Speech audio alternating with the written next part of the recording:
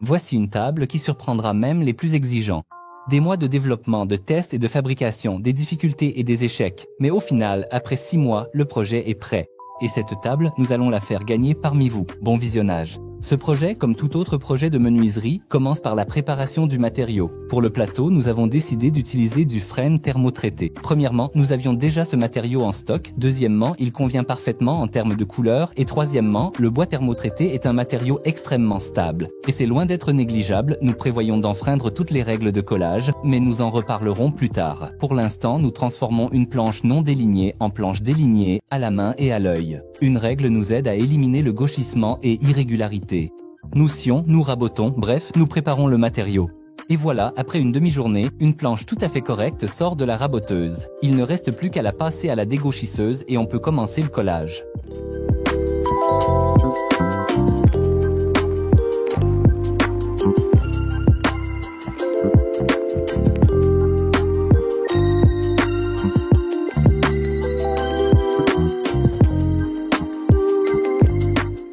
L'étape suivante, c'est justement le collage. Je pense que ceux qui s'y connaissent un peu en menuiserie se sont pris la tête en voyant les pièces que nous prévoyons de coller. Elles sont fines, larges et de tailles différentes. Bref, c'est exactement le contraire de ce qu'on trouve dans les manuels. Et voici ce qu'ils y écrivent. Lors du choix de la largeur pour le collage d'un panneau, on suit généralement la règle suivante. La largeur de la latte doit être inférieure ou égale à 2 fois son épaisseur. La largeur maximale autorisée pour une latte est de 8 cm, mais on utilise généralement des pièces de 5 à 6 cm de large, sinon elles contiendront trop de tension interne, ce qui entraînera soit une déformation, soit un décollement et des fissures. Nous, en revanche, ne respectons clairement pas les normes GOST indiquées, mais ce n'est pas notre objectif. Tout d'abord, ce n'est pas une planche standard, mais une planche thermomodifiée, elle est plus stable. Mais même pour une planche thermotraitée, un tel collage est excessif. Nous en étions conscients et nous vous expliquerons très bientôt quelle est l'idée derrière tout cela.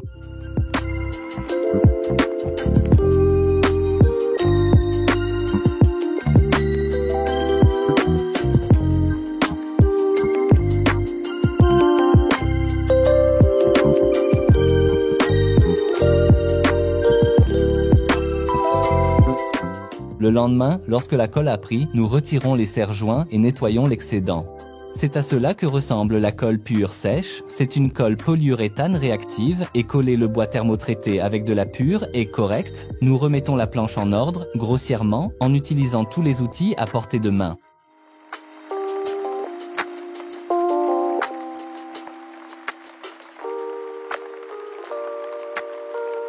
Et voilà, après quelques heures, nous coupons les extrémités à la bonne taille et nous nous dirigeons vers la CNC. Comme vous pouvez le voir, la taille du plateau n'est pas petite, précisément 250 sur 125 cm, ce qui correspond parfaitement à la taille de la machine CNC. Et ce n'est pas une coïncidence. En fait, nous ne fabriquons pas cette table sur commande, mais pour le plaisir. Et quand nous en avons l'occasion, bien sûr, nous adaptons les dimensions de façon à ce qu'il soit le plus confortable possible de travailler avec. C'est-à-dire un plateau aussi grand que possible, mais sans nuire au confort d'utilisation. Et au final, nous obtenons cette dimension que nous avons soigneusement calibrée, puis nous passons à l'étape suivante. Il s'agit de ces endroits, des fissures, des cavités. Et en réalité, si on ne les égalise pas avec une fraise ou un ciseau à bois, il sera ensuite très difficile de les traiter lors de la finition. Le fait est qu'il est difficile de pénétrer dans toutes ces cavités avec de la résine et les fibres de bois relevées se polymérisent ensuite, dépassent et des bulles d'air se forment autour d'elles. En général, il est beaucoup plus simple de bien nettoyer et traiter ces endroits dès le départ, puis seulement de couler la résine. Croyez simplement notre expérience, ces zones posent énormément de problèmes lors du traitement ultérieur. Je pense qu'il est maintenant plus clair pourquoi nous traitons les fissures. D'abord, cela se fait sur la face inférieure du plateau et nous collons ces endroits avec du ruban adhésif. Ensuite, nous retournons le plateau et nous effectuons exactement la même procédure sur la face avant, mais ici, au lieu du ruban adhésif, nous versons de la résine, comme vous le voyez à l'écran. Au final, la résine remplit toutes les fissures, cavités et trous, et si elle atteint les fissures du dessous, elle bute contre le ruban adhésif et ne s'écoule pas dans l'atelier. Bien sûr, toutes les fissures du dessous ne seront pas remplies de cette manière. Une fois que la résine a séché, nous retirons le ruban adhésif et, aux endroits où les fissures n'ont pas été comblées, nous remplissons à nouveau. Le lendemain, lorsque la résine a séché, nous enlevons l'excédent en ponçant. Rapide, simple et grossier.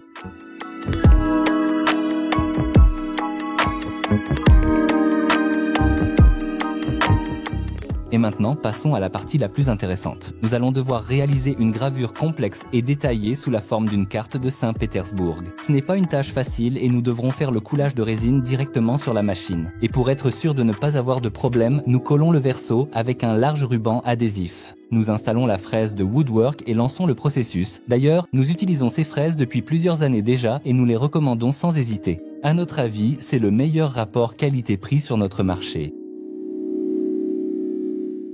La première étape consiste à fraiser tous les canaux, baies, détroits, etc. Étant donné qu'il y en a beaucoup à Saint-Pétersbourg, le fraisage a pris plusieurs heures. Et pourtant, ce fraisage a fini par se terminer et nous passons à l'après.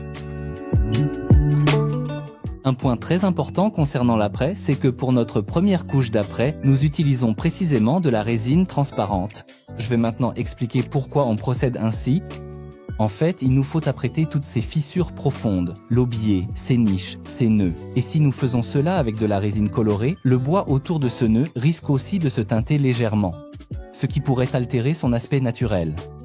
Et donc ensuite, lorsque nous poncerons la couche supérieure, il restera ici des taches noires. Et ce n'est pas très esthétique ni correct. C'est pourquoi la première couche d'après se fait précisément avec une composition transparente. Le bois sera imprégné et ensuite seulement nous verserons notre composition teintée, quelle que soit la couleur dont nous avons besoin. À cette fin, nous prenons une composition éprouvée appelée Art Deco et nous préparons la quantité nécessaire, après quoi il ne reste plus qu'à l'étaler uniformément sur les zones choisies, comme vous le voyez à l'écran.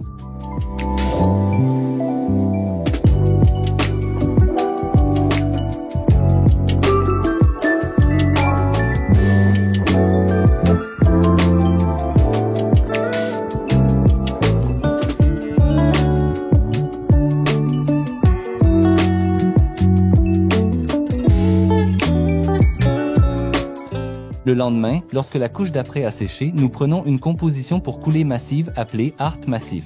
Comme toujours, vous trouverez les liens vers tous les matériaux dans la description de la vidéo. Et nous avons un seau de résine qu'il ne reste plus qu'à teinter en bleu.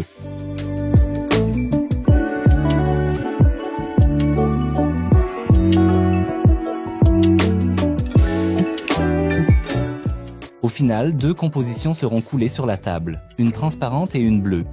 La bleue imitera l'eau sur la route et la rue transparente, mais d'abord la bleue. Nous avons bien mélangé et maintenant on peut verser comme depuis un seau. Au fait, un fait très amusant. Après avoir versé la résine bleue sur le bois marron, elle s'est mise à paraître rouge. Bien sûr, nous savions que la résine ne pouvait pas changer de couleur et que c'était probablement une illusion d'optique, mais pour être honnête, cela nous a un peu inquiétés. Inquiets, nous avons recouvert la coulée d'un film de protection et l'avons laissé reposer une semaine, car cette résine met 7 jours à polymériser. Avant de lancer la gravure de la carte, il nous faut d'abord obtenir cette carte. Et là, il y a des choses à raconter. D'abord, nous avons essayé d'obtenir des données géographiques pour avoir une carte de qualité relativement bonne, sans trop d'efforts inutiles. Mais cette tentative a échoué car les données obtenues ne convenaient pas à nos besoins et en plus, certains petits objets étaient tout simplement absents. C'est alors que la décision difficile de dessiner toute la carte à la main a été prise. Pour cela, on ouvre des cartes en ligne, on fait de nombreuses captures d'écran avec un léger décalage, mais sans changer l'échelle. C'est important pour capturer un maximum de routes et d'éléments sur la carte. On ouvre un logiciel de retouche d'images et on assemble les captures d'écran entre elles comme un puzzle. On applique un filtre sombre et on commence à dessiner les routes et les voies navigables. Ensuite, on répète cette opération de nombreuses fois jusqu'à obtenir la carte entière.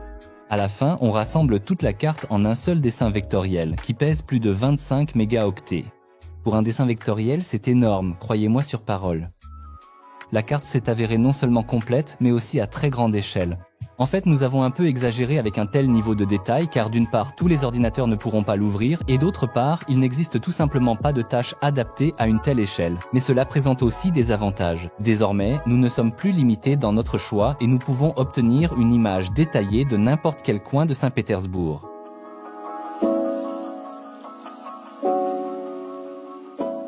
Je pense que nous avons globalement compris la carte, je propose donc de nous y atteler.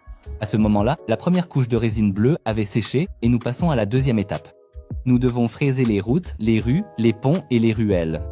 Il est nécessaire d'agir précisément dans cet ordre car de nombreuses rues traversent des canaux et il nous faut le mettre en évidence. En conséquence, cette deuxième opération de fraisage passe partiellement à travers la couche de résine bleue qui avait été coulée précédemment. Bien sûr, réaliser tout le potentiel de la carte que nous avons conçue est impossible à cette échelle, en raison de limitations techniques et de la taille. Mais même sous une forme simplifiée, cela rend vraiment très bien. Cela a vraiment un rendu impressionnant et détaillé, ce dont vous pourrez très bientôt vous rendre compte par vous-même. Et voilà, après une journée, une nouvelle opération de fraisage est terminée et nous repartons chercher de la résine. D'après mon expérience, je dirais que lorsqu'il s'agit de mélanger un petit volume, comme dans ce cas, il faut absolument le faire manuellement à l'aide d'un bâtonnet. Pourquoi fait-on ainsi? Parce qu'il s'agit d'une composition à prise rapide, donc la résine se polymérise rapidement et les bulles d'air n'ont pas le temps de s'échapper. Et si on la mélange avec un fouet de perceuse comme celui-ci, cela crée beaucoup de bulles. Et par conséquent, elles n'auront pas le temps de sortir de la résine et il restera plein de bulles dans la coulée, ce que nous ne voulons pas. En revanche, si nous devons mélanger un grand volume de résine à polymérisation lente pour des coulées massives, il est tout à fait possible de mélanger dans un seau à l'aide d'un tel fouet.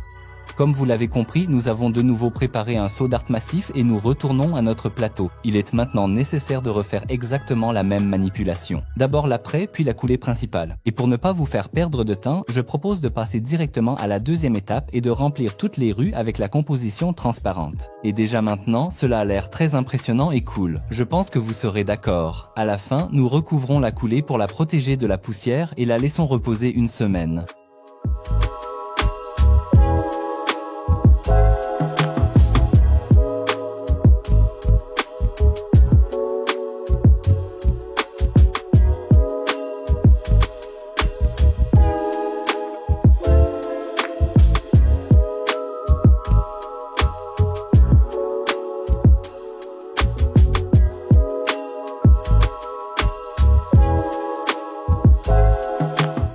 Et après une semaine, nous procédons enfin au calibrage tant attendu. L'idée ici est la suivante. Au départ, nous n'avons pas fraisé le bois complètement. Il restait littéralement quelques millimètres afin de laisser une barrière qui retiendrait la résine.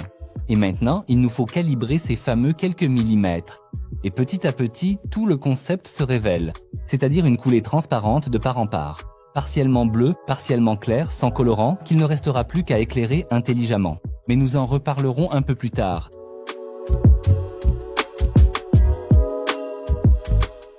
Pour bien éclairer le plateau de l'intérieur, il faut réaliser une base appropriée. C'est une sorte de couche intermédiaire entre le plateau et le piétement.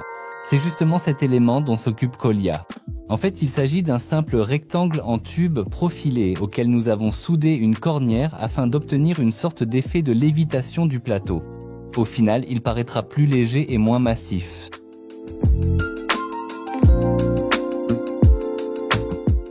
À l'étape suivante, nous appliquons ce rectangle sur le plateau et marquons les emplacements de fixation de manière à ce que tous les inserts soient vissés dans le bois et non dans la résine.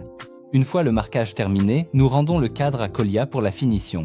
De notre côté, nous nous occupons du ponçage final du plateau en testant les nouveautés de Makita et en préparant la surface pour le vernis.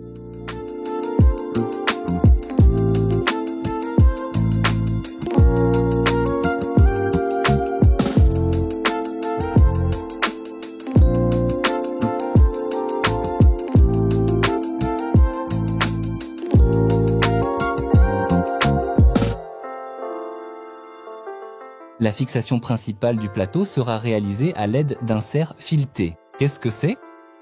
Ici, nous avons fabriqué un échantillon pour montrer clairement à quoi sert la fraise à chanfreiner. Et comme vous pouvez clairement le constater, nous l'avons utilisé ici. Ainsi, notre insert est vissé à fleurs et présente vraiment un aspect parfaitement intégré et esthétique. Mais si nous vissons notre insert dans un trou non fraisé, alors bien souvent notre insert malheureusement dépasse, éclate les bords et fend le bois.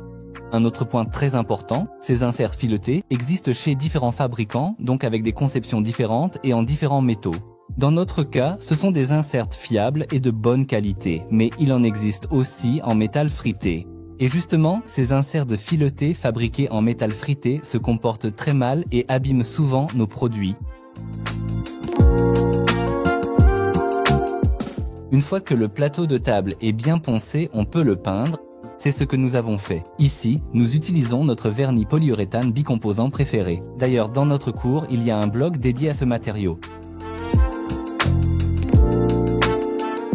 Mais avant de peindre la base métallique, il faut s'assurer que tout fonctionne bien et correctement. Nous dégraissons la surface et collons le ruban LED.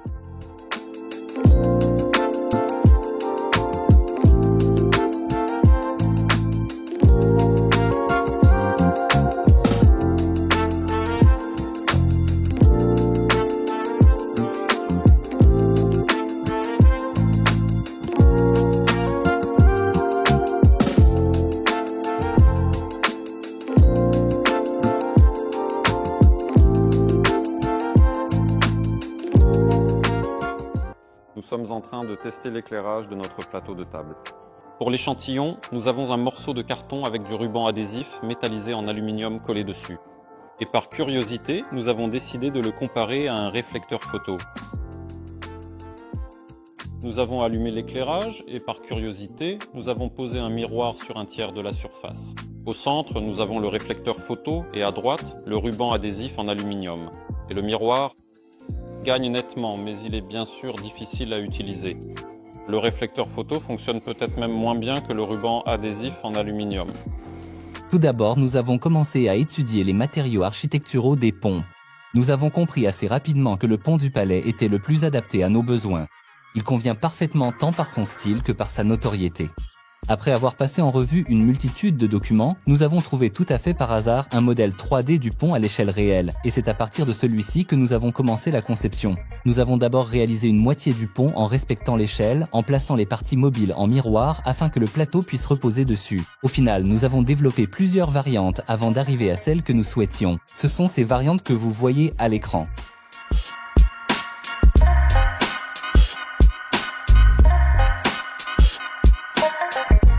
En revue attentivement toutes ces options, nous avons très vite compris que le piétement serait beaucoup trop massif et qu'une partie significative des détails se perdrait inévitablement à cause de l'échelle globale. Il a donc fallu tout recommencer.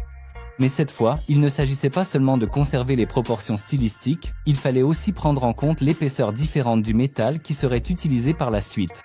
Il fallait que nous obtenions un ensemble de pièces de construction correctes que nous pourrions ensuite envoyer à la découpe et à l'assemblage.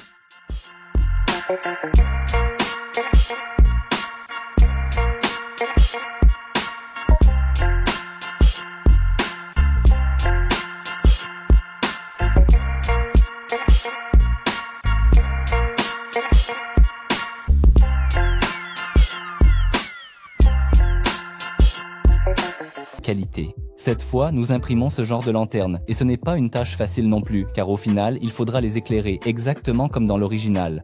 Nous modifions le modèle et l'envoyons à l'impression. Nous imprimerons en plastique ABS, car nous avons besoin d'une pièce fine. Nous avons reçu ces modèles imprimés.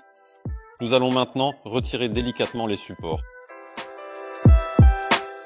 Les supports se détachent facilement. Ici, où les parties sont plus fines, on peut les enlever par petits morceaux. Au final, nous avons obtenu cette partie supérieure. C'est ici que seront installés les LED pour l'éclairage. Nous les avons conçus démontables pour pouvoir facilement faire passer les fils, les faire passer à travers le poteau lui-même et les connecter ainsi. C'est ainsi que notre lanterne sera assemblée. Nous allons maintenant nous occuper de l'installation de l'éclairage. Pour cela, nous allons prendre un ruban LED lumineux et il y aura assez de place pour un segment de 3 LED. C'est pratique, il n'y a rien à modifier ni à souder. C'est-à-dire que pour les LED individuels avec résistance, nous allons prendre le plus petit morceau de ruban et l'installer soigneusement à cet endroit. La première moitié du projet est terminée et il ne reste plus qu'à finir la seconde moitié, le piétement. Nous avons le projet Stolpiter. Pour l'instant, le plateau est déjà prêt, mais nous avons rencontré des difficultés avec le piétement. Nous ne savons pas encore exactement comment cela sera fait. Et maintenant, nous avons réalisé une maquette. Tout cela sera en métal, n'est-ce pas? Oui, tout sera en tôle découpée au laser. Il y aura des assemblages à tenon mortaise à certains endroits et d'autres choses ailleurs. Et maintenant, il va falloir essayer de l'assembler en contreplaqué. Le contreplaqué a exactement l'épaisseur du métal nécessaire. Et il faudra voir à quoi cela ressemblera une fois assemblé. Donc notre tâche, c'est de l'assembler et de voir Oui, À quoi ressemblera exactement la structure et si nous pourrons vraiment l'assembler entièrement en métal. oui. Ensuite, nous appellerons Kolia, notre soudeur professionnel qui travaille avec le métal, et il nous dira s'il y a des nuances importantes à prendre en compte. Nous en avons déjà discuté avec lui, apparemment tout va très bien. Essayons de l'assembler, allons-y, nous allons l'assembler maintenant. Tout d'abord, après avoir reçu le modèle du piétement, nous avons découpé toutes les pièces en contreplaqué et décidé d'assembler la moitié du piétement à l'échelle 1 pour 1. S'assurer que tout s'assemble correctement et si ce n'est pas le cas, ce n'est pas critique. Nous pourrons corriger et modifier le fichier avant de découper les pièces en métal. Ainsi, le coût de l'erreur est 10 fois moindre. C'est justement cette étape que vous voyez à l'écran. L'assemblage du modèle avec le droit à l'erreur à moindre coût.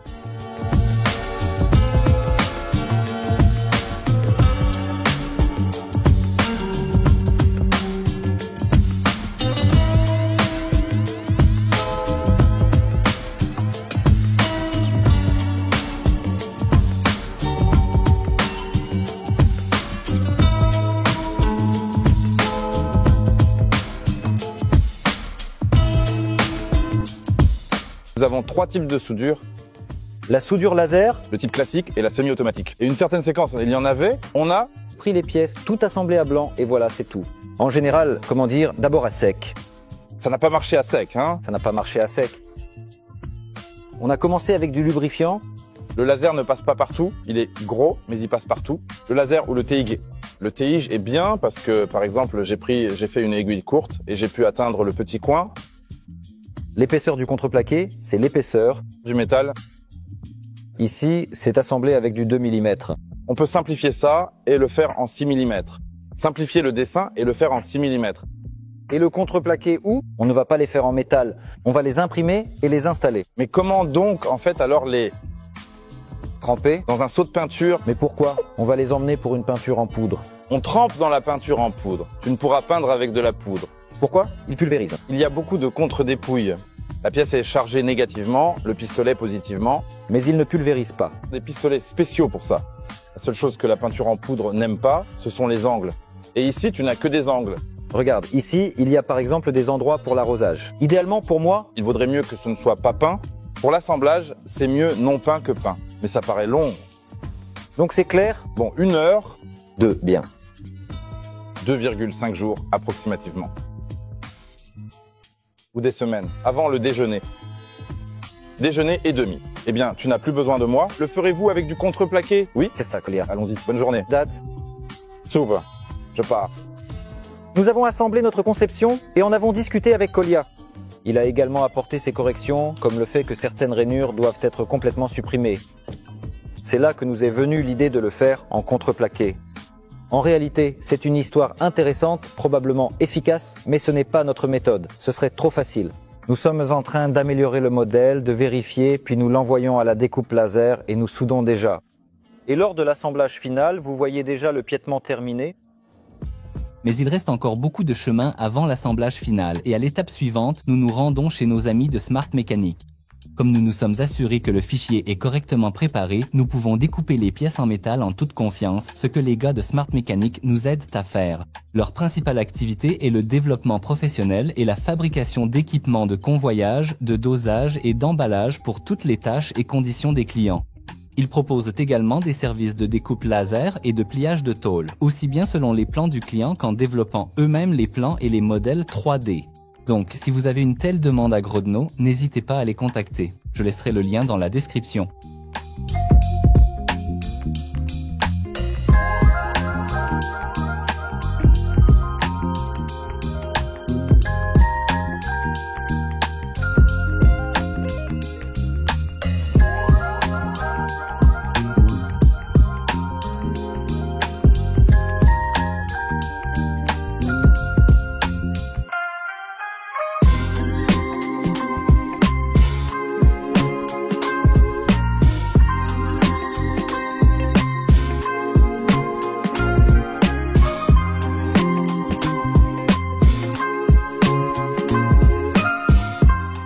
Je pense que beaucoup se demandent combien nous a coûté ce piétement. En réalité, les principaux coûts ont déjà été engagés avant cette étape. Oui, la majeure partie de l'argent pour la fabrication du piétement a été dépensée avant même sa réalisation, aussi paradoxal que cela puisse paraître. Mais c'est ainsi. Et là, sans doute, seuls ceux qui ont déjà réalisé ce genre de développement à partir de zéro seront d'accord avec nous. Déposer une tôle sur une machine laser et appuyer sur un bouton, c'est bien sûr aussi du travail. Mais préparer correctement le fichier, puis réaliser une maquette, la tester, c'est un tout autre volume de travail. Cela a pris environ 1 mois de travail quotidien.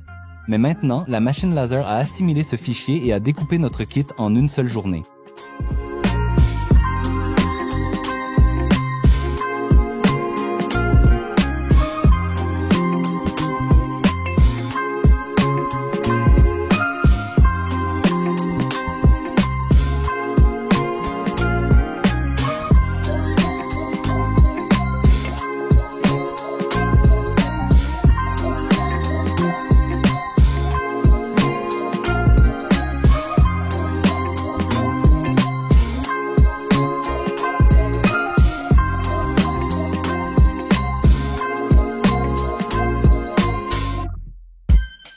Et nous recevons progressivement, pièce par pièce, notre Lego pour adultes.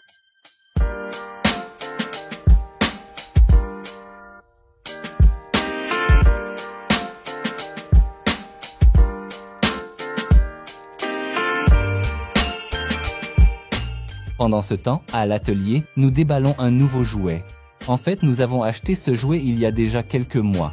Mais l'ancienne installation électrique, trop faible, ne permettait pas de l'utiliser pleinement. Cet été, nous avons fait des travaux, nous nous sommes un peu agrandis et attaquons la nouvelle saison avec de nouvelles forces et possibilités. Nous remettons l'équipement en ordre, terminons les travaux en parallèle et très bientôt publierons une vidéo de présentation du nouvel atelier. Encore un peu de patience.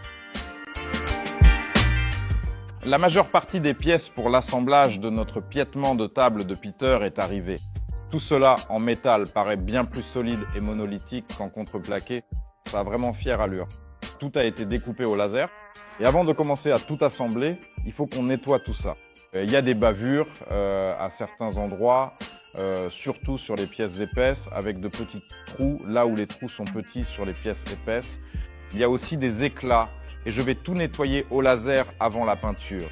Mais d'abord, je vais essayer sur d'autres pièces, puis je déciderai si c'est nécessaire ou si nous pouvons le faire après l'assemblage final de la table. Le laser devrait pouvoir atteindre partout. Et pour assembler toute cette table, je vais utiliser tous les types de soudure que nous avons.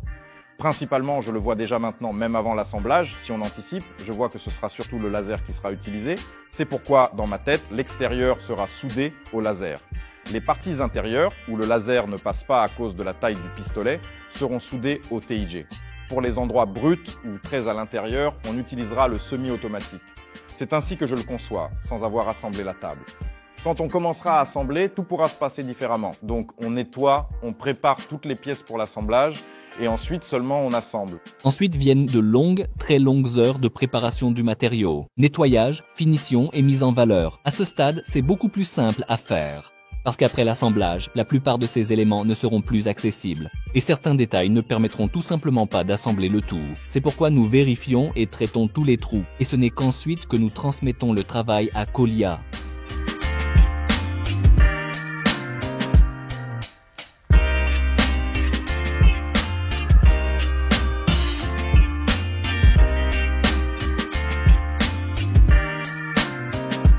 L'étape suivante est encore beaucoup plus longue et considérablement plus monotone et elle demande une patience accrue. La seule différence avec l'étape précédente, c'est qu'à chaque jour d'assemblage, le résultat devient de plus en plus visible et tangible, ce qui motive vraiment.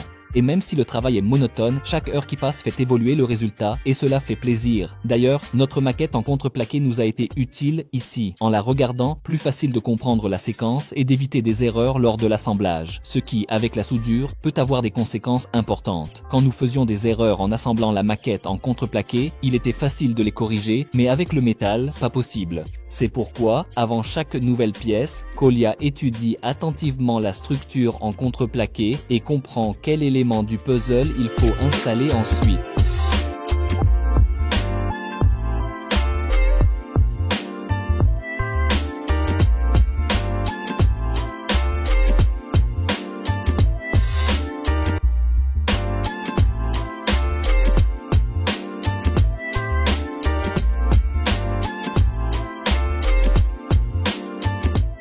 Comme nous l'avions supposé, c'est exactement ce qui s'est passé. Au départ, Kolia prévoyait d'utiliser les 3 types de soudure, mais finalement, la soudure laser a parfaitement répondu à tous les besoins. C'est d'ailleurs ce que vous voyez à l'écran. Comme toujours, vous trouverez dans la description de la vidéo les liens vers tous les outils et accessoires utilisés. En plus de la soudure, cet appareil sait faire bien d'autres choses, et ce n'est pas pour rien qu'il s'appelle 5 en 1.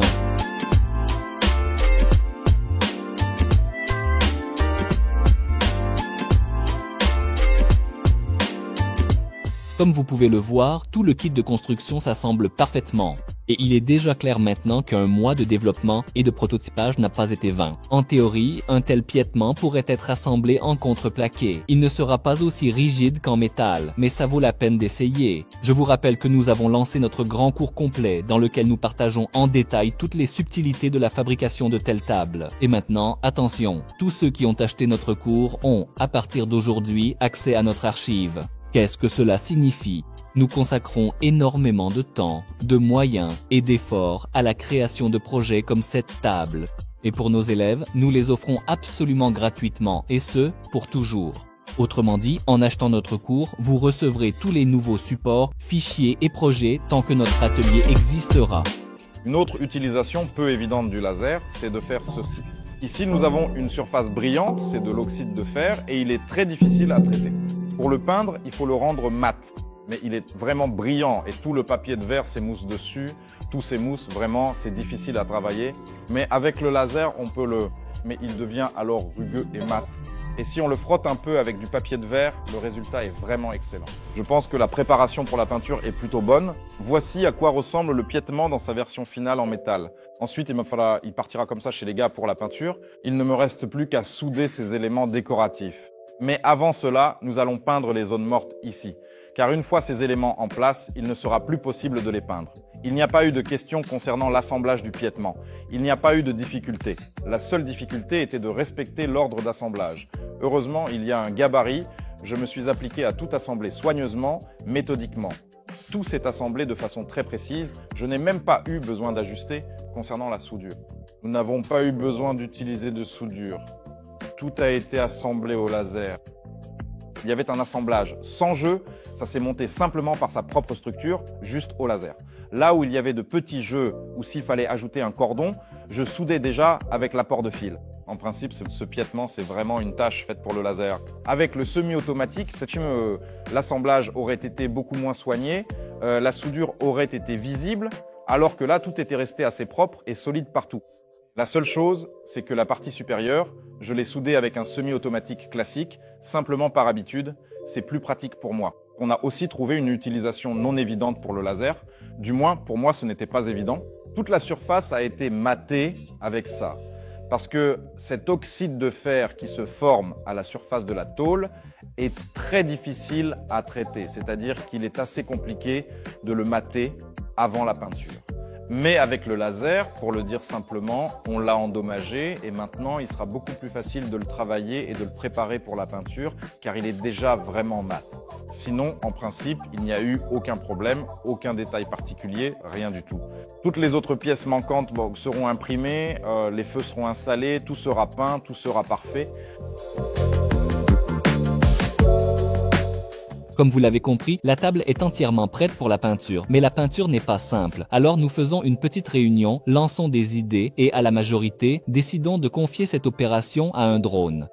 Préparation minutieuse des pièces pour l'application du revêtement métallisé. Les petites pièces en plastique imprimées en 3D ont été légèrement et soigneusement poncées. Et maintenant, nous allons appliquer un apprêt d'adhésion pour plastique selon la technologie moderne. Une couche fine, très légère, extrêmement souple et en un tissu voile délicat. Kolia a nettoyé le piétement au laser. La texture obtenue est très intéressante, avec une certaine rugosité. C'est réussi. C'est bon pour l'adhérence. Ensuite, nous allons apprêter le piétement avec un apprêt époxy, car nous avons un métal neuf.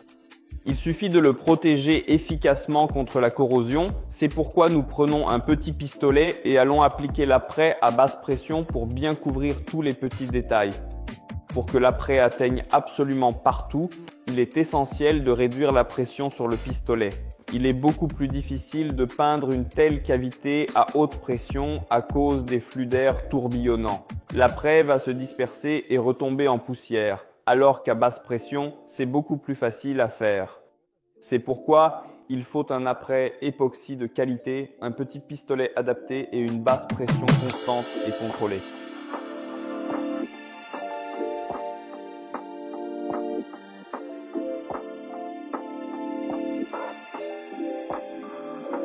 Il s'est avéré que l'apprêt était encore plus difficile à appliquer que je ne l'avais initialement pensé. Je règle constamment les paramètres du pistolet, c'est-à-dire que pour les grandes surfaces, je mets déjà un jet assez petit quelque part.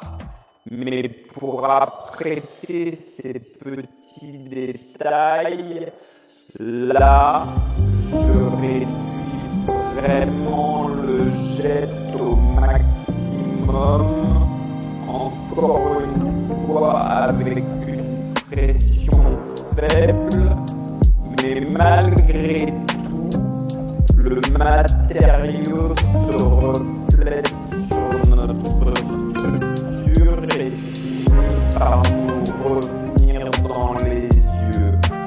Passons à la peinture de notre piétement. Nous allons peindre avec une composition appelée Métalloplax. C'est une peinture métallisée. Un seau de 2,5 litres pèse 6 kg. Ensuite, nous l'appliquons au pistolet avec une buse de 1,8 mm en 2 couches humides et régulières. Nous allons maintenant la diluer précisément selon la fiche technique détaillée du produit. Nous ajoutons le durcisseur, le diluant et nous commençons l'application.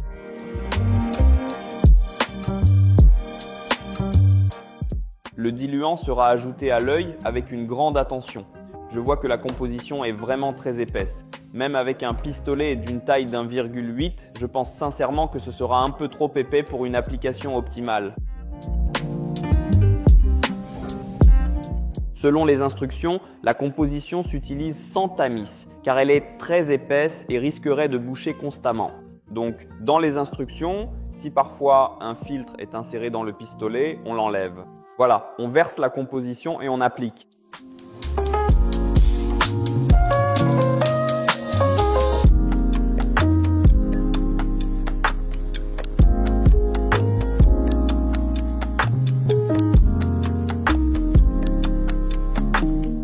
Notre revêtement a séché, pour l'instant ça n'a pas l'air très présentable, mais la magie opérera plus tard. Maintenant, nous chargeons le petit pistolet avec de la patine foncée. Nous allons ombrer tous les endroits difficiles d'accès et les zones plus discrètes pour obtenir cet effet vieilli. Puis, à l'aide d'un kit de polissage pour métal, nous allons polir notre piétement afin d'obtenir ce tant attendu éclat laiton dans ce cas précis. Nous allons d'abord poncer le revêtement avec des éponges douces abrasives en commençant par du 0,05 mm et en terminant par du 0,02 à 0,05 mm. Ensuite, on utilisera le kit de polissage pour métal, des disques en feutre et des pâtes à polir de différentes granulométries. J'ai chargé la patine dans le petit pistolet et je vais très légèrement, très délicatement saupoudrer les zones les plus discrètes. Voilà ces petites barrières, des sortes de rails, si je comprends bien. Je ne sais pas ce que c'est exactement. C'est la structure du pont, en gros. On applique la patine pour véritablement créer cet effet vieilli et authentique.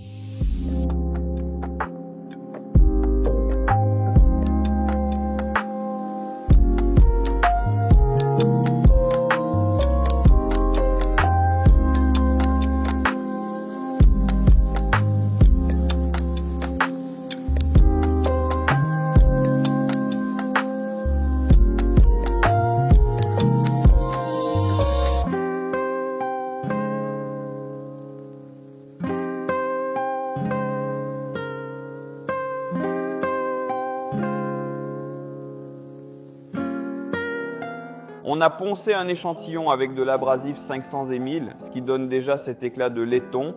On a compris qu'il fallait encore un peu de patine, donc ici il y a en gros une seule couche.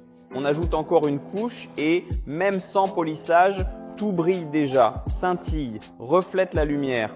C'est exactement ce que nous voulions.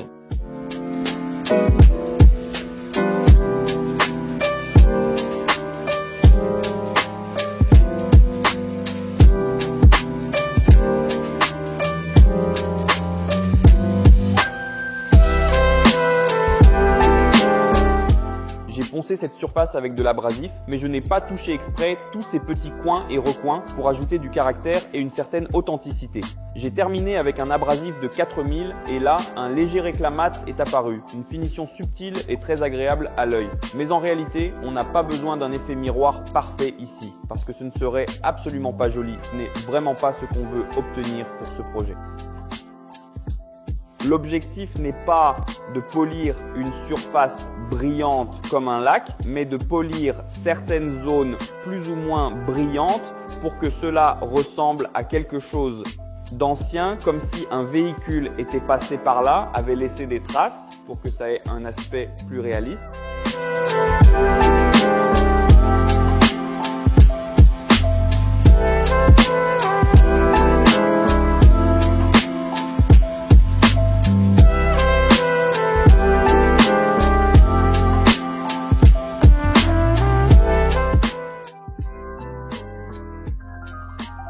C'est justement que tout est trop poli ici.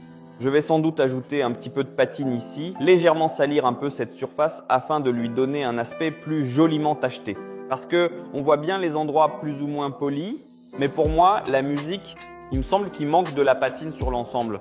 Comme vous l'avez compris, la couche de finition est une peinture en laiton. Andrei a tout expliqué en détail, mais je vais le répéter. Ce n'est pas une peinture ordinaire, c'est du métal liquide. Après polissage, on obtient un véritable revêtement en laiton, pas une imitation, mais du métal. C'est tout simplement fantastique, je n'en reviens pas. Metaplax propose un large choix de compositions et d'additifs pour créer des effets. En épisode, nous avons recouvert de cuivre les façades de la ferme. Je laisserai le lien vers ce matériau incroyable en description. Ensuite, il ne reste que quelques détails, les touches finales. À l'aide de fils et d'une poignée de LED, nous donnons vie à nos lanternes désormais en laiton. La plupart des pièces n'ont pas été polies jusqu'à briller, car nous voulions conserver cet aspect vieilli et vintage, et je pense que nous y sommes très bien parvenus.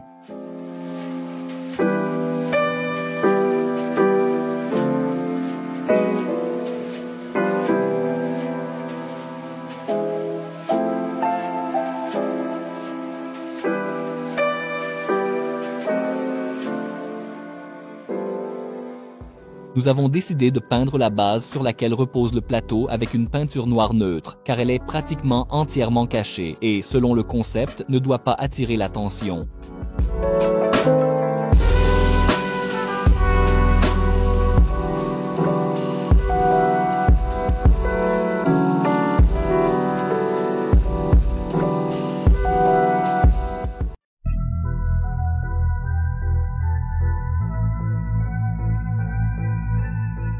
Au final, voici le résultat que nous avons obtenu. N'hésitez pas à partager votre avis. Si possible, soutenez-nous commandant Merchandising. Cela donnera possibilité de vous faire plaisir souvent avec de tels projets.